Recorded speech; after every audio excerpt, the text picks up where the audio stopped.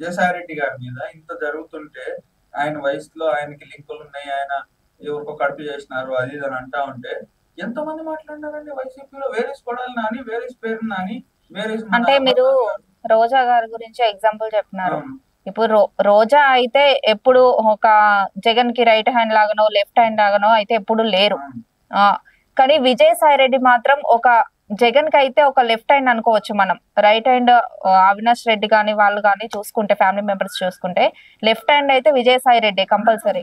మరి అలాంటి విజయసాయి రెడ్డికి అసలు ఈ పొజిషన్ కి రావడానికి రీజన్ ఏంటి? సజ్జలన్న ఎందుకు అలా చేస్తున్నారు? ఇప్పుడు విజయసాయి రెడ్డి మళ్ళీ ఇఫ్ అట్ ఆల్ ఈ సిచ్యువేషన్ లో ఆయన మళ్ళీ జగన్ గారిని ఆయన నేను చూసుకుంటా, జగన్ ఆయన టెన్షన్ పడకు, ఎందుకంటే జగన్ చాలా చిన్న పిల్లోడు విజయసాయి రెడ్డి గారు ఏజ్ తో కంపేర్ చేస్తే. ఇప్పుడు మన ముందు సీఎం గారు అని ఎంత మాట్లాడుకున్నా were in their close relationship వాళ్ళు నాకు తెలిసి ఏకవచనంతోనే సంబోధించుకుంటారు ఒకళ్ళనొకళ్ళు. అలాంటి మూమెంట్ లో నేను చూసుకుంటా అది ఇది అని చెప్పి ఈయన మళ్ళీ కానీ రిట్రైవ్ చేసుకొని మళ్ళీ పగ్గాలన్నీ ఈయన చేతికి తీసుకొని ఈయన కంట్రోల్ చేయడం స్టార్ట్ చేసినాడంటే సజ్జలన్న క్షుక్కెదురైతుంది. సజ్జలన్న సైడ్ లైన్ అయిపోతాడు. ఇంకొక కొంతమంది చెప్తున్న మాట ఏంటంటే సజ్జలన్ననే చేపిస్తున్నాడు ఐడియాలు ఇచ్చి అని. అవును, సజ్జలన్న ఇక మా వాడికి ఇట్లా ఇంకొంది మీరు ఆడుకోండి అని చెప్పి టీడీపీ వాళ్ళకి ఇచ్చినాడు అని చెప్పేసి కూడా కొంతమంది అని అంటారు. ఇప్పుడు ఆయన కోటమిరెడ్డి గారు ఉన్నారండి, నెల్లూరు బోరగడ్డ అనిల్ గారు ఉన్నాడు, వాడు అమ్మ లక్కలు మాట్లాడినాడు అందరి గురించి. అసలు ఆ మాటలు వినడానికి అసలు ఇరిటేటింగ్ ఉండే. అసలు 2-3 సార్లు అతనితో ఇంటర్వ్యూ చేస్తావని ఎవరు అడిగినప్పుడు కూడా నేను ఎవరితో అన్నా చేస్తా కానీ వాడితో ఏంటో వాడు అసలు మనిషే కాదు అసలు. అతను బోరగడ్డ అనిల్ లాంటి వాళ్ళని తీసుకొచ్చింది ఎవరండి? సజ్జల. బోరగడ్డ అనిల్ అనే వ్యక్తి ఫస్ట్ లో ఏం చెప్పినాడు, నేను జస్ట్ జగన్ అభిమాని మాత్రమే, నేను ఏది రిపబ్లికన్ పార్టీలో ఉన్నా, నేను రామదాస్ సెంట్రల్ మినిస్టర్ రామదాస్ అత్వాలే గారి టీమ్ అది అని చెప్పి తిరిగినాడు. రిపబ్లికన్ పార్టీ అనేది బిఆర్ అంబేద్కర్ గారు పెట్టిన పార్టీ. అది నువ్వు ఆ పార్టీలో ఉండి నువ్వు లక్కర్ పనులు చేసినాడు. నువ్వు డైరెక్ట్ గా వైసీపీ జెండా వేసుకున్నాక నువ్వు ఏ తిరుగు బతకిస్తావు? కోటమిరెడ్డి గారు టీడీపీ నుంచి వైసీపీ నుంచి టీడీపీకి వచ్చినప్పుడు నిన్ను నా కారు కట్టేసుకొని లాక్కెళ్తా అది ఇది అని అన్నాడు బొరగడ్డని. ఈ సోకాళ్ళు సజ్జల గాని సోకాళ్ళు విజయసాయి రెడ్డి గాని వీళ్ళు ఎవరన్నా వచ్చి అరే తమ్ముడు మాట్లాడే తప్పురా, నువ్వు అట్లీస్ట్ ఒక ఎమ్మెల్సీ కాదు, జెడ్పీటీసీ కూడా కాదు, నీకు ఎందుకు రా అంతని ఏమన్నా మాట్లాడినారా వీళ్ళు? ఇప్పుడు సజ్జలన్న ప్రాబ్లం ఏంది? విజయసాయి రెడ్డి మళ్ళీ టేక్ ఓవర్ చేస్తే సజ్జలన్న సైడ్ లైన్ అవుతాడు. జగన్ కి ఒక లెఫ్ట్ హ్యాండ్ లాగా ఉన్నప్పుడు జగన్ ఎందుకు అసలు వైసీపీ నేతల్ని సపోర్ట్ చేయమని చెప్పట్లేదు? జగన్ కూడా సపోర్ట్ చేయట్లేదు కదా. అసలు జగన్ మాట వినే పొజిషన్ లో వైసీపీ క్యాడర్ అండ్ టీం ఉన్నారు. కేతిరెడ్డి మాటలు చూసుకున్నా కొన్ని ఇంటర్వ్యూస్ లో, అటు పేర్ని నాని గారి మాటలు చూసుకున్నా కొన్ని ఇంటర్వ్యూస్ లో మనకేం అర్థం అవుతుంది, అసలు వీళ్ళే హ్యాపీగా లేరు. డైరెక్ట్ చెప్పారు, పేర్ని నాని గారు అయితే డైరెక్ట్ చెప్పినారు మా క్యాడర్ హ్యాపీగా లేదు అని. జగన్ గారు చెప్పే మాటల్ని వినేదానికి ఫస్ట్ ఆఫ్ ఆల్ క్యాడర్ రెడీగా ఉందా? క్యాడర్ ని అసలు పట్టించుకున్నారా జగన్మోహన్ రెడ్డి గారు 5 ఏళ్ళు పవర్ ఉన్నప్పుడు? క్యాడర్ ఇన్ సెన్స్ సజ్జలను, రోజాకు, లేకుంటే ఆవిడ విడుదల రజనకు, ఆయన పేరు ఏంది, ఆయన జిమ్సన్ అనిల్ యాదవ్ గారు, ఆయన గాని వీళ్ళందరూ కాదు కదా. క్యాడర్ అంటే అట్టడుగు స్థాయి కార్యకర్త. వాడి సాటిస్ఫైడ్ ఉన్న రోజు పైన ఎమ్మెల్యే ఎవడన్నా గెలుస్తాడు. 175కి ఆయన వైనాట్ 175 అన్నారు చూడండి. 175 స్థానాల్లో 175కి 175 జగన్ గారే పోటీ చేసినా కూడా గెలుస్తారు. ఎప్పుడు? అట్టడుగు స్థాయి కార్యకర్త సాటిస్ఫైడ్ గా ఉన్నప్పుడు. నువ్వు అట్టడుగు స్థాయి కార్యకర్తను కాకుండా ఆఫీసర్ని, చుట్టుపక్కల ఉన్న క్యాడర్ ని, ఈ సజ్జలన్నని, రోజక్కని, వాడిని వీడిని వీళ్ళందరినీ నువ్వు సాటిస్ఫై చేసుకుంటా కూర్చుంటే నువ్వు చెప్పే మాట వినడానికి కింద ప్రజలు రెడీగా ఉన్నారా? కింద క్యాడర్ రెడీగా ఉందా? వాళ్ళు నువ్వు చెప్పినా వాళ్ళు ఎందుకు చేయలేకపోతున్నారు? Where is Perni Nani today? వీళ్ళందరూ ఎట్టిపోయినారు. కొడాలని కనిపెట్లా. ఒక వల్లభనేని వంశీ ఉన్నాడు, నోటికి వచ్చిన మాట్లాడినాడు. Where is Vallabhaneni Vamsi today? Straight away at Vijayasai Reddy మీద వస్తున్నాయండి.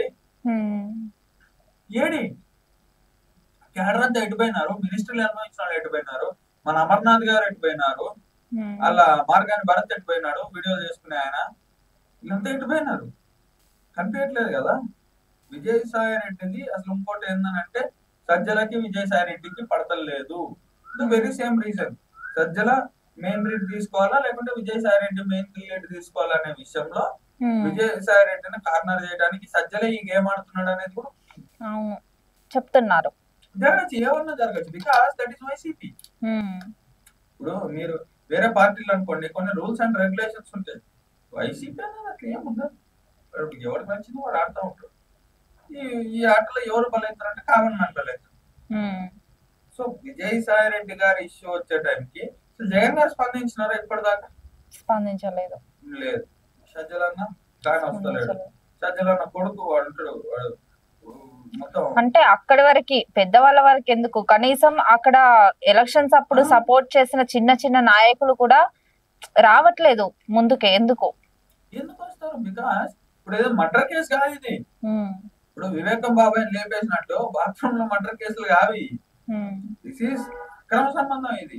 ఇప్పుడు పవన్ కళ్యాణ్ గారిని 3 పెళ్లిళ్ళు 4 పెళ్లిళ్ళు తిట్టిన వాళ్ళు ఇవాళ మీరు అక్కడ సంబంధం వల్ల దొరికితే అంతెందుకండి. మీరు ఇప్పుడు ఓడిపోయినాక సజ్జలన్న సాయన్న గొడవల్లో ఈయనకు అక్రమ సంబంధం అయ్యిందని అంటున్నారు, కానీ అంతకుముందు ఆయన గోరట్లు మాధవ్ బయటపడలేదు వీడియోలో.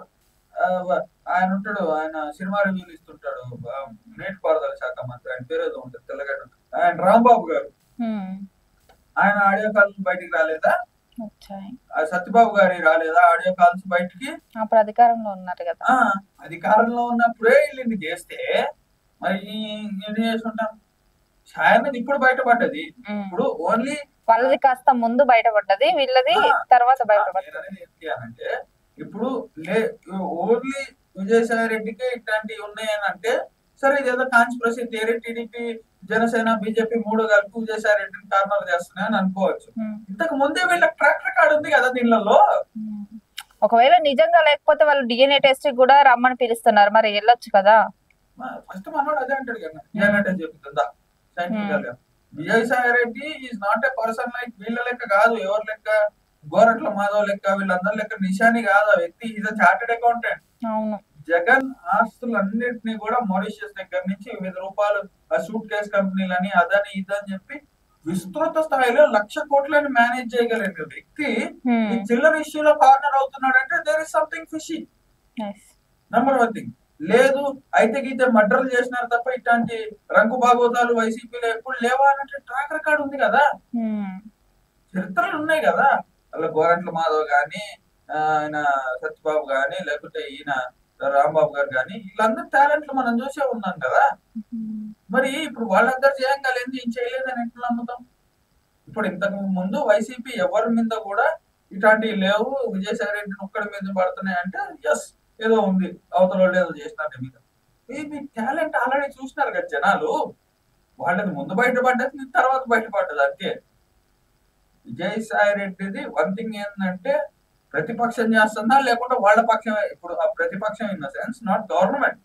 విజయసాయి రెడ్డికి ప్రతిపక్షం అంటే ఎవరు? టీడీపీ వాళ్ళు, జనసేన వాళ్ళు, బీజేపీ వాళ్ళు. వీళ్ళు చేస్తున్నారా లేకుంటే ఇన్సైడర్ గానీ ఇన్సైడర్ ట్రేడింగ్ అని అన్నారు చూడండి వైసీపీ వాళ్ళు. ఇన్సైడర్ ఇరికించింగ్ ఏమన్నా జరుగుతుందా? అది జాతిరత్నాల్లో ఉంటుంది చూడండి, చాణక్యం ఇరికించమని. విజయసాయి రెడ్డి ఇరికించం ఏమన్నా జరిగిందా? ఏమన్నా జరగచ్చు, బికాస్ దట్స్ వైసీపీ. ఏమన్నా జరగచ్చు బికాస్ వైసీపీ ఎప్పుడైనా ఒక గోల్స్ ఒక కొత్త థియరీస్ తీసుకొస్తుంది. ఇప్పుడు ఆయన పవన్ కళ్యాణ్ గారికి ల్యాండ్ ఇచ్చినారు సభ పెట్టుకోవడానికి, అక్కడ ఎక్కడనో ఏం చేసినారు, ల్యాండ్ ఇచ్చినారని చెప్పి వాళ్ళ ఇల్లు లేపేసినారు సగం. ఏమనంటారు? రోడ్ ఎక్స్టెన్షన్ అని అంటారు. మారుమూర పల్లెలో 100 feet రోడ్ వేస్తారు. ప్రతి దానికి ఒక ఎగ్జాంపుల్ సెట్ చేస్తారండి. సో అట్లా ఇది కూడా ఏమన్నా థియరీ అవుతుండొచ్చు. మా వాడిని మేమే కార్నర్ చేసినాం, మాకు బయట అవసరం లేదు, మేమే ఇరికించుకుంటాం. చాణక్యం ఇరికించాం, విజయసాయి రెడ్డి ఇరికించాం, ఏమన్నా జరగచ్చు. మరి ఎలక్షన్స్ ముందే తీసుకురావచ్చు కదా, ఎలక్షన్స్ తర్వాత వచ్చిందని అంటే అపోజిషన్ పార్టీ కూడా చేసి ఉండొచ్చు కదా. 175 సీట్లు బయటికి రాలా. ఇప్పుడు ఓడిపోయిన తర్వాత ఇది సజ్జలన్నే చేస్తున్నాడు అని చెప్పి కొంతమంది అంటున్నారు. అంటే ఓడిపోయిన పార్టీకి మళ్ళీ ఇది చెయ్యడం ఎందుకు? గెలిచి ఒక పొజిషన్ లో నేను ఉండాలి అనుకోవడం వేరు, ఓడిపోయిన దానికి ఎవరైనా ఒకటే కదా. ఓడిపోయిన తర్వాత ఇప్పుడు జగన్ పక్కన ఎవరు ఉంటే జగన్ వాళ్ళని కాపాడుకోవాలని చూస్తాడు. విజయసాయి రెడ్డి ఉంటే విజయసాయి రెడ్డి సేఫ్, సజ్జలు ఉంటే సజ్జల సేఫ్. ఇక్కడ సజ్జలన్న సేఫ్ అవుతాడా షాయన్న సేఫ్ అవుతాడా అనేది వీరికే వదిలేదు. ఇప్పుడు ఏపీకి ప్రత్యేక హోదా రాకపోతే చంద్రబాబు మోడీతో కొనసాగుతారా? ఫస్ట్ ఆఫ్ ఆల్ ప్రత్యేక హోదా అనేది నాకు తెలిసి అది డ్రివెన్ ఫ్యాక్టర్ కాదు.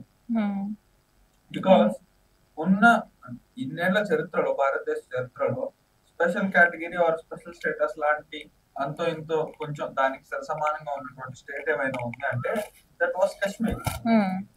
ఉన్నదానికే లేపేసినారు ఆర్టికల్ 370. ఇప్పుడు ఏపీకి ఇచ్చినారు అనుకోండి, అలా బీహార్ ఆయన రెడీగా ఉన్నాడు. నాకెందుకు కొత్త స్టేట్ వాళ్ళకి ఇచ్చినావు, ఎప్పటి నుంచి అడగ తింటున్నాం, మాకెందుకు ఇవ్వండి. ఇద్దరికి ఇచ్చుకుంటా కూర్చుంటే ఆయనకి ఇంకేం మిగులుతుంది? అందరు స్టార్ట్ అవుతారు. రాజస్థాన్ వాళ్ళు మా సగం ఎడారే ఉంది మాకు ఇవ్వని అంటారు. ఎవరు తలకాయ నొప్పులు వాళ్ళు చెప్పుకుంటారు. కేరళ వాళ్ళు మాకేదో తలకాయ నొప్పి ఉంది, మేము మా గవర్నమెంట్ అప్పుల్లో ఉంది, మీకు తెలుసు కదా మేము. అంటే అవన్నీ ఎప్పటి నుండో ఉన్న స్టేట్స్ కదా, ఇప్పుడు కొత్తగా ఫామ్ అయింది ఆంధ్రప్రదేశ్ అనేది.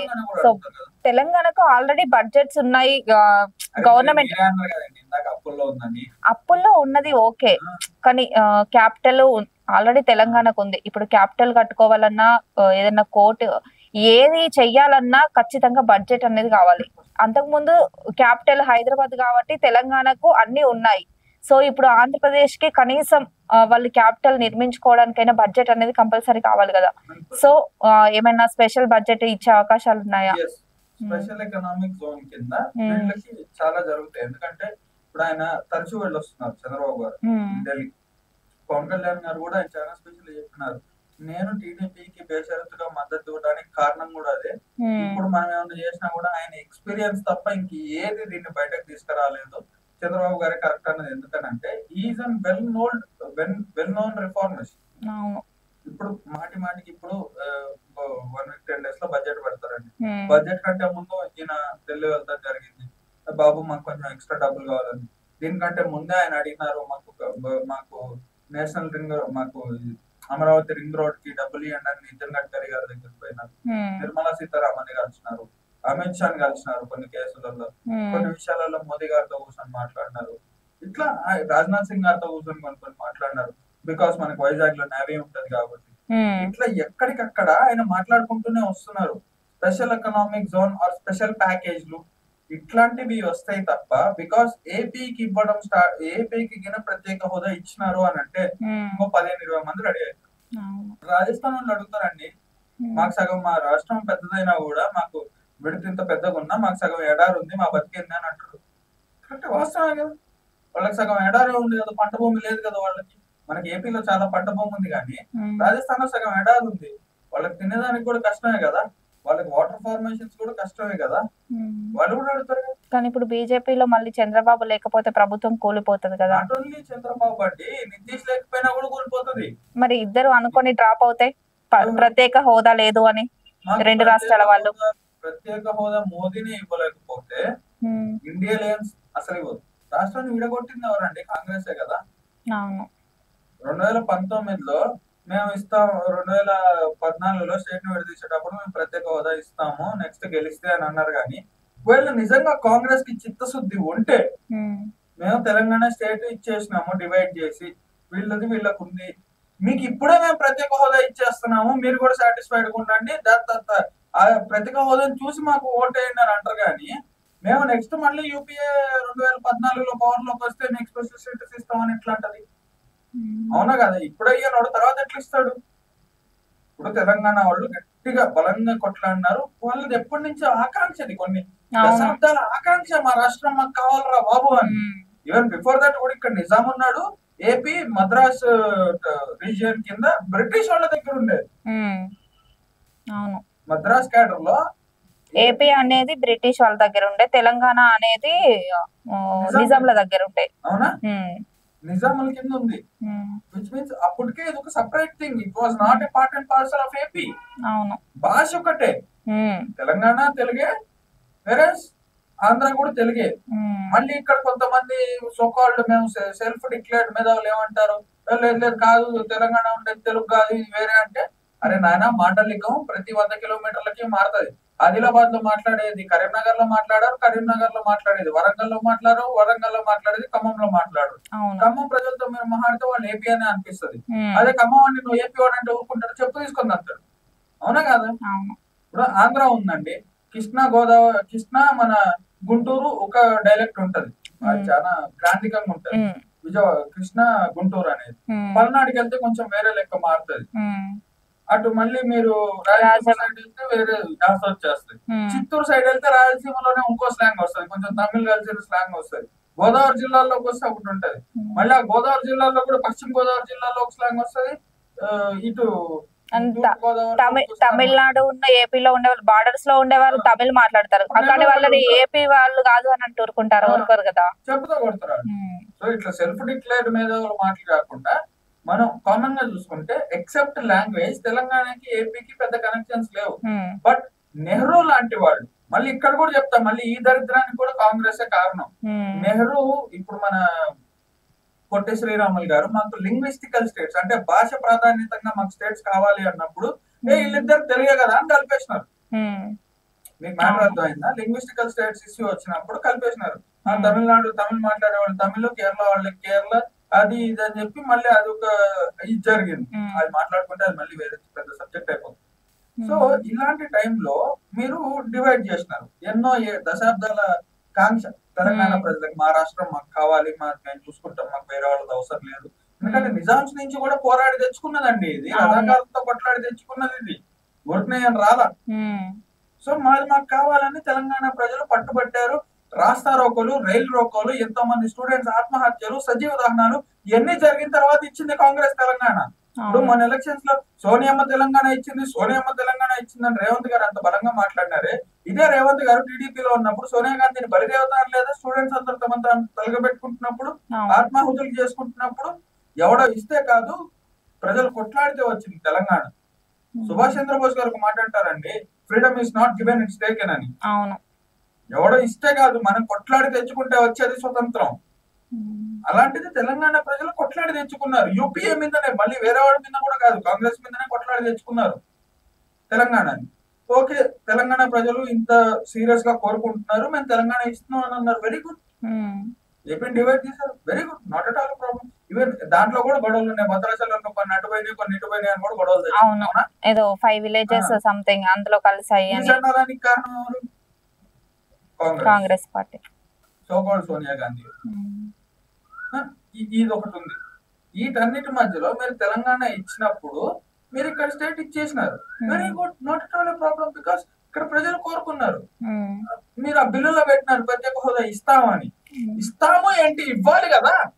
అప్పుడే ఇచ్చుంటే అసలు ఈ గోల్ ఉండేది కాదు కదా. ఇప్పుడు బీజేపీ ఇవ్వట్లేదు అని అంటే వాళ్ళకి వేరే తలకాయ నొప్పులు ఉన్నాయి, వాళ్ళు ఐడియాలజికల్ గా వేరే ఆలోచిస్తారు. ఇప్పుడు రేవంత్ రెడ్డి గారు ఆలోచించింది, ఉత్తమ్ కుమార్ రెడ్డి ఆలోచించారు, ఉత్తమ్ కుమార్ రెడ్డి ఆలోచించింది, కోమటి రెడ్డి ఆలోచించారు. అవునా?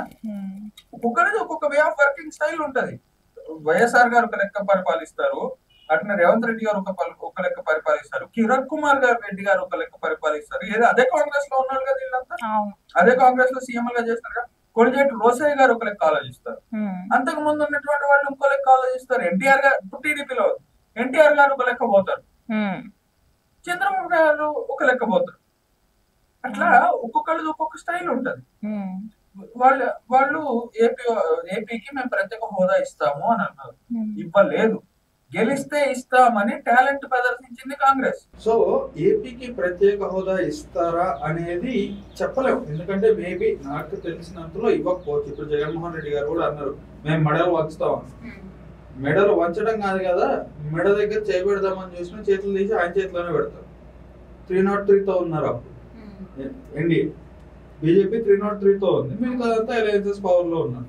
ఇప్పుడు 240లో ఉన్నారు. చంద్రబాబు గారు A+B² అంటారు. ఇప్పుడు ఏ అంటే ఏపీ, ఆంధ్ర చంద్రబాబు గారు, A+B అంటే బీహార్ నితీష్ కుమార్ గారు, A+B² తోటి హోల్² బీజేపీ పవర్ తో ఉన్నారు. కాబట్టి ప్రత్యేక హోదా నిధులు కానివ్వండి, ఇంకేదైనా కానివ్వండి, పోర్ట్ పవర్ కానివ్వండి, పోర్టులకు వచ్చే మనీ కానివ్వండి, లేకుంటే పోర్టుల ద్వారా వచ్చే రెవెన్యూ కానివ్వండి, ఏదైనా కూడా ఆర్ఎల్స్ మనం జిఎస్టీ రూపంలో ఇచ్చే డబ్బులకి ఇంకొంచెం ఎక్స్ట్రా యాడ్ చేసి మీ అందరికంటే ఎక్కువ మీకు ఇస్తా అంటాం కానివ్వండి, ఇలాంటిది ఏమన్నా చేసుకోవచ్చు. కొత్త కొత్త ప్రాజెక్టులకి ఇస్తా అంటాం కానివ్వండి, లేకుంటే కంపెనీస్ ని ఇటు డైవర్ట్ చేయడం కానీ, ఇలాంటి డెవలప్మెంటల్ యాక్టివిటీస్ ఏమైనా ఏపీలో జరగచ్చు. కానీ నాకు తెలిసినంతలో నేను చూసిన రాజకీయవంతులు అయితే స్పెషల్ స్టేటస్ అనేది అయితే రాదు. అండ్ స్పెషల్ స్టేటస్ లేదా ఇంకో వేరే ఏ విషయంలో అయినా కూడా బాబు గారు నాకు తెలిసినంతలో ఎన్డీఏని అయితే వదలడు. వినుకొండలో జగన్ మళ్ళీ శివరాజకీయాలు చేస్తున్నారా అంటే ఏమంటారు? 100%. జగన్ ఉన్న టాలెంట్ అది కదా. ఇప్పుడు నాన్నగారు చనిపోయిన తర్వాత రాజకీయ ప్రస్థానం మొదలైంది. అంతకుముందే ఆయన ఎంపీగా ఉన్నా కూడా అత్యధిక మెజారిటీతో ఎంపీ అయిన చరిత్ర జగన్మోహన్ రెడ్డి గారికి ఎప్పుడు వచ్చింది? నాన్నగారు చనిపోయిన తర్వాత. ఆ తర్వాత 14 నుంచి కొట్లాడుతూ వచ్చినా కూడా సీఎం అవుతామని, నేను స్టేట్ కి లీడర్షిప్ వహిస్తా, I will be the first person of state, నేను I will be the father of the state గా ఉంటాను అన్నప్పుడు కూడా ఆయనకు వర్కౌట్ కాలేదు. ఏది 2018 వచ్చేంత వరకు కూడా no one has predicted that Jagan కి మళ్ళీ వేవ్ వస్తుంది, జగన్ సీఎం అవుతాడని. ఎప్పుడైతే వివేకానంద రెడ్డి గారి మర్డర్ అయిందో అక్కడి నుంచి సింపతి గేమ్ మళ్ళీ వర్కౌట్ అయిపోయి అప్పుడు జగన్ గారే అన్న మాట ఇది. అప్పుడు అబ్బా, ఇప్పుడు అబ్బా అని అంటే ఏదో పెద్ద బూత్ కాదు, రాయలసీమ స్లాంగ్ లో తాతని అబ్బా అని అంటారు. అబ్బాని చంపినప్పుడు చంద్రబాబే, నాయన చనిపోయినప్పుడు చంద్రబాబే, ఇప్పుడు బాబాయ్ చిన్నాయన చంపినప్పుడు కూడా చంద్రబాబే. ఇది జగన్ గారు అన్న మాట. సింపతి వర్కౌట్ అవుతుంది. జగన్ అన్న ఎప్పుడైనా సింపతి స్టార్. ఇప్పుడు ఆయన ఏంది, ఆయన ఒక రైజింగ్ స్టార్ ఉంటారు, ఒక ఫ్యామిలీ స్టార్ ఉంటాడు, సూపర్ స్టార్, నేచురల్ స్టార్, ఇవన్నీ ఉంటాయి కదా. అంటే జగన్ అన్న is nothing but sympathy star. ఇప్పుడు మా కార్యకర్తల్ని నరికేసినారు అని చెప్పి మళ్ళీ సింపతి వర్కౌట్ ప్లాన్ చేద్దాం అనేది ఆయన ప్లాన్ చేస్తారు. ఆల్రెడీ ఓడిపోయిన దానికి మళ్ళీ సింపతి జెడ్పీటీసీ ఎంపీటీసీ వస్తుంది కదా, ఆడ వర్కౌట్ అవుతుంది ఒకటి.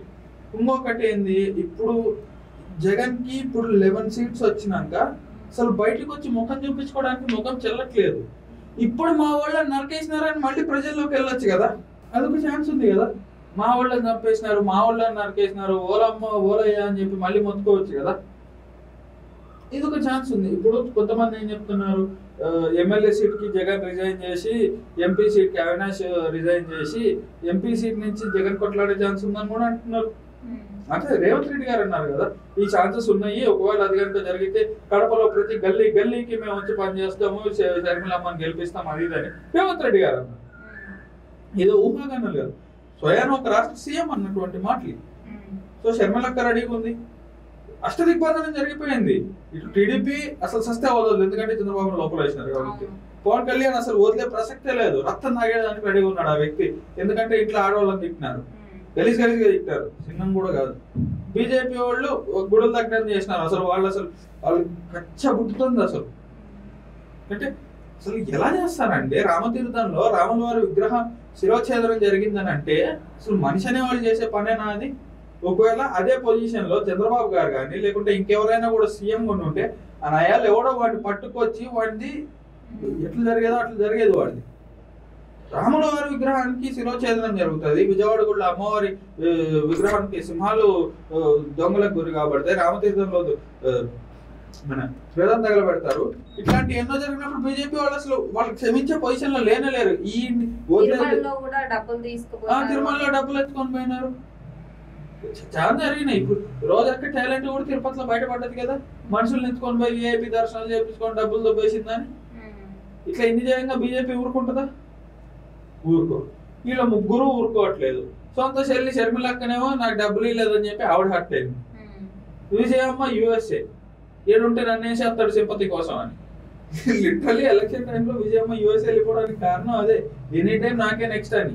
ఇప్పుడు ఛాయన్న కూడా కార్నర్ చేస్తున్నారు కదా మెల్లగా, ఛాయన్నకి లింకులు ఉన్నాయి అది ఇది అని చెప్పి. ఏమో నెక్స్ట్ ఛాయన్న కూడా వేసేయచ్చు, తెలుసు.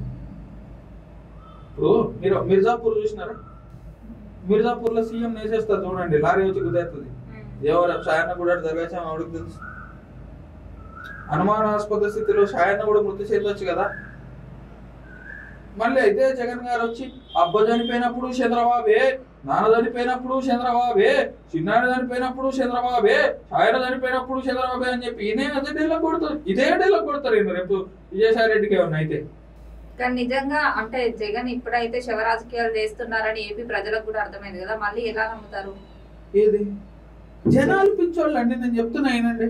ఇప్పుడు సింపుల్ గా చెప్తా, ఈయన ఉంటారు ఎవరు మన నితీష్ కుమార్, బీహార్.